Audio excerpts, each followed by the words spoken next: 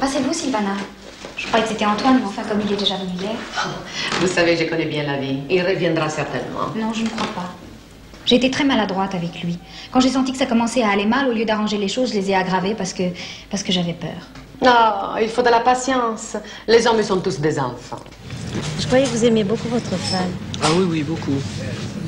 Au début, quand je l'ai rencontrée, j'ai été stupéfait par sa bonne éducation. Elle était tellement polie que ça me faisait rire, ça m'attendrissait. Puis ça a commencé à m'agacer. Merci monsieur, merci madame, merci beaucoup d'être venu, merci pour cet excellent repas, merci d'avoir téléphoné. Oh là là.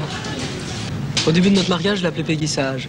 Peggy parce qu'elle a un petit côté anglo-saxon, comme ça, un peu réservé. Et puis Sage parce qu'elle était sage. Très très sage. Vous voyez ce que je veux dire? Quand on s'est connus, j'étais vierge. Oh, j'en tire aucune fierté, au contraire. Mes parents me laissaient très libre, je sortais comme je voulais, mais j'avais peur des garçons et puis je croyais des choses. Alors vous vous rendez compte, être vierge à 20 ans? Enfin, j'étais un anachronisme vivant, une vraie conne.